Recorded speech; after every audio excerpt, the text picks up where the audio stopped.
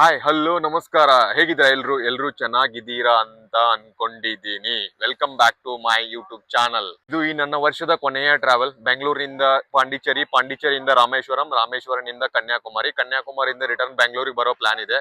ಇವತ್ತು ನಾನು ಹೋಗ್ತಿರೋದು ಬೆಂಗಳೂರಿಂದ ಪಾಂಡಿಚೇರಿ, ರಾಮೇಶ್ವರಂ, ಕನ್ಯಾಕುಮಾರಿಗೆ ಬೈಕ್ ನಿಂದ ಅಲ್ಲ, ಟ್ರೈನ್ ಇಂದ ಹೋಗ್ತಾ ಇರೋದು. ಆಕ್ಚುಲಿ ನನ್ನ ಪ್ಲಾನ್ ಏನಿತ್ತು ಅಂದ್ರೆ ಈ 3 ಪ್ಲೇಸ್ ನ ಬೈಕ್ ಅಲ್ಲಿ ಕವರ್ ಮಾಡ್ಬೇಕಂತಿತ್ತು. ಆದ್ರೆ ಲಾಸ್ಟ್ ಮೂಮೆಂಟ್ ಅಲ್ಲಿ ಸ್ವಲ್ಪ ಬೈಕ್ ಪ್ರಾಬ್ಲಮ್ ಆಗಿರೋದ್ರಿಂದ ಇವಾಗ ನಾನು ಟ್ರೈನ್ ಅಲ್ಲಿ ಹೋಗ್ತಾ ಇದ್ದೀನಿ. ಸೊ ಬೆಂಗಳೂರಿಂದ ಪಾಂಡಿಚೇರಿಯಿಂದ ರಾಮೇಶ್ವರದಿಂದ ಕನ್ಯಾಕುಮಾರಿ ಟ್ರೈನ್ ಇಂದ ಹೋಗ್ತಾ ಇರೋದು.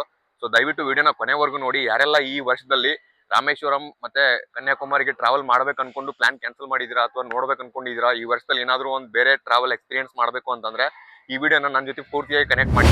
ನಾನು ಹೋಗ್ತಿರೋದು ಈ ಟ್ರೈನ್ ಅಲ್ಲಿ. ಇದು ಬರೀ ಟ್ರೈನ್ ಟ್ರಾವೆಲ್ ಅಲ್ಲ, ಇದು ಈ ವರ್ಷದ ನನ್ನ ಕೊನೆಯ ಪ್ರಯಾಣ.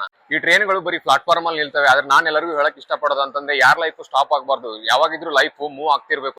ಈ 2025 ನನಗೆ ಕಲಿಸಿದ ಒಂದೇ ಒಂದು ಪಾಠ, ಈ ಸಂಬಂಧಗಳ ಮೇಲೆ ನಂಬಿಕೆ ಇಡಬಾರ್ದು. ಯಾರೆಲ್ಲ ಈ ಸಂಬಂಧಗಳ ಮೇಲೆ ನಂಬಿಕೆ ಇಟ್ಟಿದ್ದೀರ ದಯವಿಟ್ಟು ನಿಮ್ಗೆ ಅದು ಹರ್ಟ್ ಮಾಡುತ್ತೆ. 2026 ಅಲ್ಲಿ ದಯವಿಟ್ಟು ಅದನ್ನು ಚೇಂಜ್ ಮಾಡ್ಕೊಳ್ಳಿ. ಒಬ್ಬಂಟಿಯಾಗಿರೋದನ್ನ ಕಲೀರಿ. ಟ್ರೈನಲ್ಲಿ ನಾನು ಟ್ರಾವೆಲ್ ಮಾಡೋ ಟ್ರೈನ್ ಬಂತು. ಸೊ ಈ ಟ್ರೈನಲ್ಲಿ ನಾನು ಹೋಗ್ತಾ ಇರೋದು ಇವಾಗ ದಾದರ್ ಪುದುಚೇರಿ ಎಕ್ಸ್ಪ್ರೆಸ್ಸು.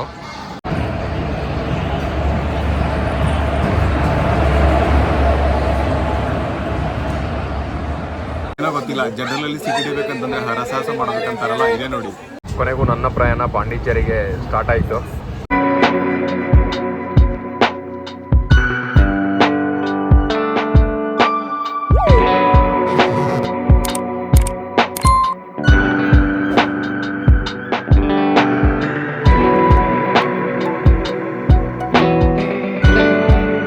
ಬೆಂಗಳೂರಿಂದ 9 ಗಂಟೆಗಳ ರಾತ್ರಿ ಪ್ರಯಾಣದ ನಂತರ ನಾನು ಬಂದಿದ್ದೀನಿ Puducherry. Welcome you all to Pondicherry.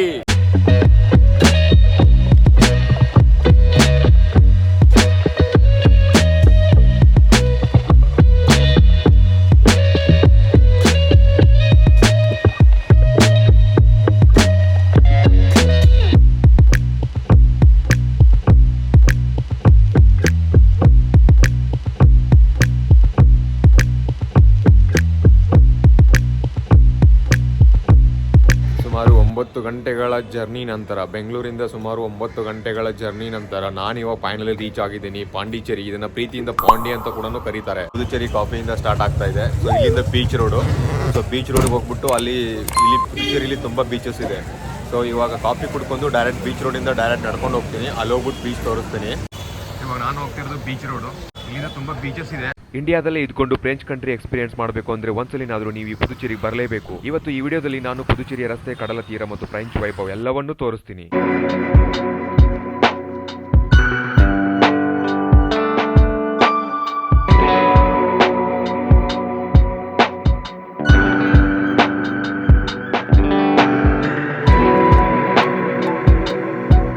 ಏನ್ ಕಾಣ್ತಾ ಇದೆ, ಇಲ್ಲಿಂದ Puducherry C rock view point start ಆಗುತ್ತೆ. ಇಲ್ಲಿಂದ ತುಂಬಾ ಎಕ್ಸ್ಟೆಂಡ್ ಇದೆ, ಇನ್ನು ತುಂಬಾ ದೂರ ಇದೆ, ತುಂಬಾ ದೂರ ಹೋಗ್ಬೇಕು. ಇದೇನಿದೆ ಫುಲ್ ರೋಡ್ ಇದೆ ಅಲ್ವಾ, full road Puducherry C beach view point ಅಂತಾನೆ ಕರೀತಾರೆ, beach rock point.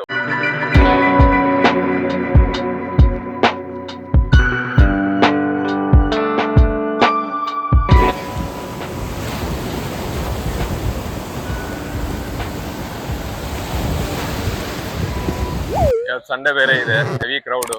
Normal day ಅಲ್ಲಿ ಬಂದ್ರೆ ಇಷ್ಟೊಂದು ಜನ ಕ್ರೌಡ್ ಇರಲ್ಲ. ಮೇ ಬಿ ಇಲ್ಲೇನೋ ರಂಗೋಲಿ ಸ್ಪರ್ಧೆ ಇಟ್ಟಿದ್ದಾರೆ ಅನ್ಸುತ್ತೆ. ಈ ರಂಗೋಲಿ ಸ್ಪರ್ಧೆ ಯಾವಾಗ ಆಗಿದೆ ಗೊತ್ತಿಲ್ಲ, ತೋರಿಸ್ತೀನಿ. ರಂಗೋಲಿ ಪ್ರೈಸ್ ಬೇರೆ ಅನೌನ್ಸ್ ಮಾಡ್ತಾ ಇದ್ದಾರೆ.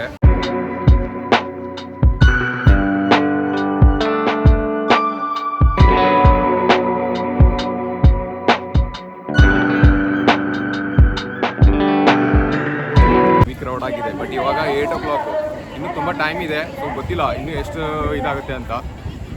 ಇನ್ನು ಜಾಸ್ತಿ ಕ್ರೌಡ್ ಆಗ್ಬೋದು. ಇವಾಗ ಏನು ನಾನು ವಾಕ್ ಮಾಡ್ತಾ ಇದ್ದೀನಿ, ಇದು full C road, beach road.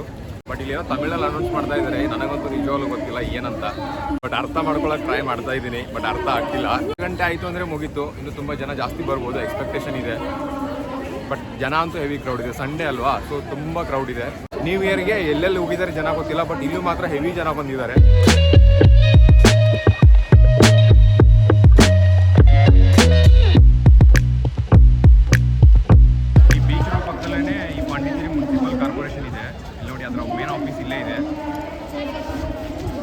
ಮಧ್ಯದಲ್ಲಿ ಗಾಂಧಿ ಸ್ಟ್ಯಾಚ್ಯೂ ಬರುತ್ತೆ. ಗಾಂಧಿ ಸ್ಟ್ಯಾಚ್ಯೂ ಎಷ್ಟು ಚೆನ್ನಾಗಿ ಮಾಡಿದ್ದಾರೆ ಅಂತಂದ್ರೆ ತೋರಿಸ್ತೀನಿ ನೋಡಿ ಗಾಂಧಿ ಸ್ಟ್ಯಾಚ್ಯೂ ಹೆಂಗಿದೆ ಅಂತ. ನೋಡ್ತಿದ್ರಲ್ವಾ, ಇದೇ ಗಾಂಧಿ ಸ್ಟ್ಯಾಚು. ಪಾಂಡಿಚೇರಿ ಅಂದ್ರೆ ಬೀಚ್ಗಳ ಸಾಮ್ರಾಜ್ಯ ಅಂತ ಹೇಳ್ಬೋದು. ಯಾವ ತರ ಗೋವಾದಲ್ಲಿ ಬೀಚಸ್ ಇದೆಯಲ್ವಾ, ಸೇಮ್ ಅದೇ ತರ ಈ ಪಾಂಡಿಚೇರಿಯಲ್ಲಿ. ಸೊ ಈ ಕಡೆ ರೋಡ್ ಕಾಣ್ತಾ ಇದೆ ನೋಡಿ, ಈ ಕಡೆ ರೋಡು. ಸೊ ಹಿಂಗೆ ಸ್ಟ್ರೈಟ್ ಹೋದ್ರೆ ಬರೀ ಬೀಚಸ್ ಇದೆ. ಸೀ ಬರ್ಡ್ ಬೀಚು, ಆಮೇಲೆ ವೈಟ್ ಸ್ಯಾಂಡ್ ಬೀಚು, ಆಮೇಲೆ ರಾಕ್ ಬೀಚು, ತುಂಬ ಬೀಚಸ್ ಇದೆ. ಬಟ್ ನಾನು ಫಸ್ಟ್ ಟೈಮ್ ಬಂದಿದ್ದೀನಿ. ಬಟ್ ಇದು ಬೀಚ್ಗಳ ಸಾಮ್ರಾಜ್ಯ ಅಂತ ಹೇಳ್ಬೋದು. ಇಲ್ಲಿ ಬರೀ ಬೀಚ್ಗಳು ಬಿಟ್ಟರೆ ಬೇರೆ ಏನೂ ಕಾಣಲ್ಲ. ಒಂದು ಮ್ಯೂಸಿಯಂ ಇದೆ, ಮ್ಯೂಸಿಯಂ ಹೋಗಕ್ಕೆ ಟ್ರೈ ಮಾಡ್ತೀನಿ ಟೈಮ್ ಇದ್ದರೆ, ಇಲ್ಲ ಅಂತಂದರೆ ಇದೇ ಕಂಪ್ಲೀಟ್ ಆಗುತ್ತೆ.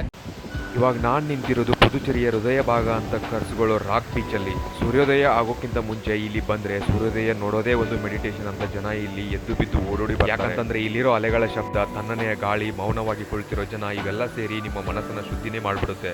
ಈ ಜಾಗದಲ್ಲಿ ಒಂದ್ಸರಿ ಕೂತು ನೋಡಿದ್ರೆ ಈ ಸಮುದ್ರದ ಅಲೆಗಳ ಮುಂದೆ ನಿಮ್ಮ ಚಿಂತೆಗಳು, ನಿಮ್ಮ ಸಮಸ್ಯೆಗಳು ತುಂಬಾ ಚಿಕ್ಕದಾಗಿ ಕಾಣಿಸುತ್ತವೆ. ಈ ಪಾಂಡಿಚೇರಿ ಮನಸ್ಸಿಗೆ ಶಾಂತಿಯನ್ನ ಕೊಡೋದರ ಜೊತೆಗೆ ನಿಮಗೆ ಫ್ರೆಂಚ್ ಕಂಟ್ರಿಯ ವೈಭವವಾದ ಅನುಭವವನ್ನು ಕೊಡುತ್ತೆ. ರಾಕ್ ವ್ಯೂ ಪಾಯಿಂಟ್ ಅಂತ. ಆ ರಾಕ್ ವ್ಯೂ ಪಾಯಿಂಟ್ ಯಾವ್ದಿದೆ ಅಂದ್ರೆ ಬ್ಲಾಕ್ ಕಲರ್ ಅಲ್ಲಿ ಇದೆ. ಸೊ ಬ್ಲಾಕ್ ಅಲ್ಲಿ ಬ್ಲಾಕ್ ರಾಕ್ ನಿಂದ ಮಾಡಿದ್ದಾರೆ. ಅದು ಆರ್ಟಿಫಿಷಿಯಲ್ ಆಕ್ಚುಲಿ.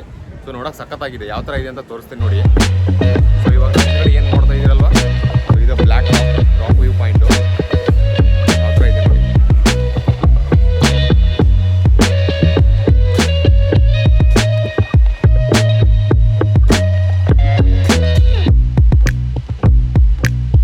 ಏನಿದೆ ರೀ ಜೀವನದಲ್ಲಿ, ಅದಕ್ಕೆ ದೊಡ್ಡವರು ಹೇಳಿದ್ದಾರೆ, ದೇಶ ಸುತ್ತಿ ನೋಡು, ಕೋಶ ಓದಿ ನೋಡು ಅಂತ. ಇರುವಾಗ ಎಷ್ಟಾಗುತ್ತೆ ಅಷ್ಟ ಸುತ್ತಬೇಕು. ಸೊ ವಯಸ್ಸು ಒಂದ್ಸರಿ ಹೋದ್ರೆ ಮತ್ತೆ ಬರಲ್ಲ, ದುಡ್ಡು ಒಂದ್ಸರಿ ಹೋದ್ರೆ ಮತ್ತೆ ಪಡ್ಕೋಬಹುದು. ಸೊ ಒಂದ್ಸರಿ ವಯಸ್ಸು ಹೋದ್ರೆ ಸೊ ಬರಲ್ಲ. ಸೊ ವಯಸ್ಸಿದ್ದಾಗನೇ ಎಂಜಾಯ್ ಮಾಡಬೇಕು.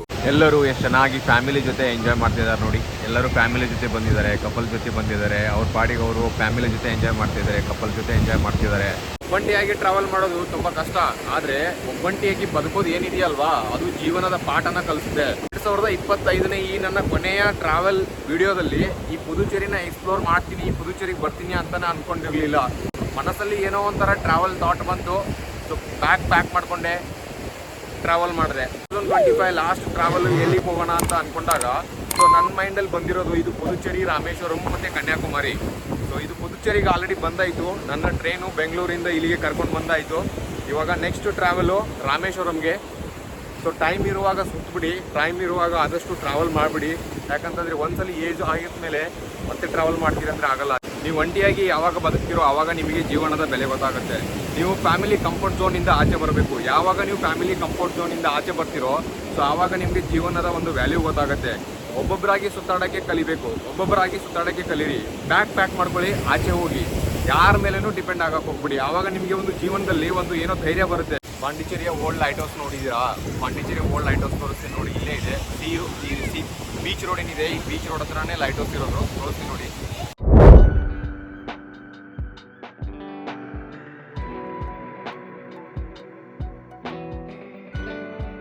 ಇವಾಗ ನಾನು ಹೋಗ್ತಾ ಇದ್ದೀನಿ ಪುದುಚೇರಿ ಮ್ಯೂಸಿಯಮ್ಮು. ಈ ಮ್ಯೂಸಿಯಂ ಒಳಗಡೆ ಕಾಲಿಟ್ಟ ತಕ್ಷಣ ನೀವು ಹಿಂದಿನ ಶತಮಾನಕ್ಕೆ ಹೋಗ್ಬಿಡ್ತೀರಾ. ಪುದುಚೇರಿ ಮೇಲೆ ಫ್ರೆಂಚ್ ಆಳ್ವಿಕೆ ನಡೆದಿದ್ದು ಇತಿಹಾಸ ಪುಸ್ತಕಗಳಲ್ಲಿ ನಾವು ಓದೇ ಇದ್ವಿ. ಆದ್ರೆ ಇಲ್ಲಿ ಈ ಮ್ಯೂಸಿಯಂಗೆ ಬಂದಾಗ ಆ ಇತಿಹಾಸ ಕಣ್ಮುಂದೆ ಜೀವಂತವಾಗಿಯೇ ನಿಮಗೆ ಕಾಣಿಸುತ್ತೆ. ಇಲ್ಲಿರೋ ಫ್ರೆಂಚ್ ಫರ್ನಿಚರು, ಹಳೆ ನಾಣ್ಯಗಳು, ಚಿತ್ರಗಳು ಮತ್ತು ಹಳೆ ಶಿಲ್ಪಗಳು ಇವೆಲ್ಲ ಸೇರಿ ಪುದುಚೇರಿಯ ಒಂದು ಹಳೆ ಕಥೆನೇ ಹೇಳುತ್ತೆ. ಇದು ಬರೀ ಮ್ಯೂಸಿಯಂ ಅಲ್ಲ, ಇದು ಒಂದು ಟೈಮ್ ಮಷೀನ್ ಅಂತ ಹೇಳ್ಬೋದು. ಇವೆಲ್ಲ ತುಂಬಾ ಹಳೆ ಕಾಲದ್ದು ಎಲ್ಲ ಕಲೆಕ್ಷನ್ ಮಾಡಿ ಇಲ್ಲಿ ಇಟ್ಟಿದ್ದಾರೆ.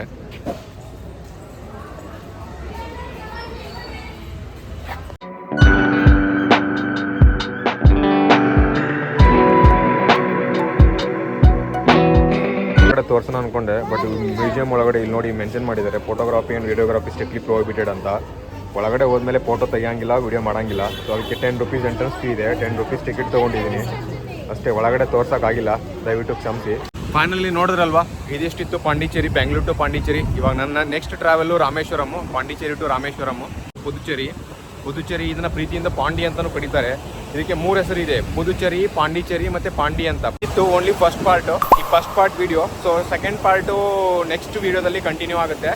ಆ ಟ್ರಾವೆಲ್ ಬಂದ್ಬಿಟ್ಟು ಪಾಂಡಿಚೇರಿಯಿಂದ ರಾಮೇಶ್ವರಮ್ಮು. ಆ ರಾಮೇಶ್ವರಂ ಅದು ಟ್ರೈನಿಂದ ಹೋಗ್ತಾ ಇದ್ದೀನಿ. ಬಟ್ ಎಂಟೈರ್ ನಂದು ಜರ್ನಿ 2025 ಲಾಸ್ಟ್ ಇಯರ್ ಜರ್ನಿ ಟ್ರೈನಿಂದನೇ ಕಂಪ್ಲೀಟ್ ಮಾಡಬೇಕು ಅಂದ್ಕೊಂಡಿದ್ದೆ. ಸೊ ಅದರಲ್ಲಿ ಒಂದು ಪ್ಲೇಸ್ ಇವಾಗ ಕಂಪ್ಲೀಟ್ ಆಯಿತು, ಇದೇ ಪಾಂಡಿಚೇರಿ. ಇಲ್ಲಿಂದ ಇವಾಗ ನೆಕ್ಸ್ಟು ರಾಮೇಶ್ವರಂ ಹೋಗ್ಬಿಟ್ಟು ಅಲ್ಲಿಂದ ಕನ್ಯಾಕುಮಾರಿ. ಟೈಮ್ ಇದ್ದರೆ ಕನ್ಯಾಕುಮಾರಿಗೆ ಹೋಗ್ತೀನಿ. ಆಲ್ಮೋಸ್ಟ್ ಪ್ಲ್ಯಾನ್ ಮಾಡ್ಕೊಂಡೆ ಬಂದಿದ್ದೀನಿ. ಇಲ್ಲ ಅಂತಂದರೆ ಕನ್ಯಾಕುಮಾರಿಗೆ ಹೋಗೋಕ್ಕಾಗಿಲ್ಲ ಅಂದರೆ ಡೈರೆಕ್ಟ್ ರಾಮೇಶ್ವರಂನಿಂದ ಬ್ಯಾಂಗ್ಳೂರು. ಆದರೂ ಪಾಂಡಿಚೇರಿ ಸಖತ್ ವೈಬ್ ಕೊಟ್ಟಿದೆ. ಏಕಾಂಗಿ ಪಯಣ, ಬಟ್ ಮನಸ್ಸಿಗೆ ತುಂಬ ರಿಲ್ಯಾಕ್ಸೇಷನು.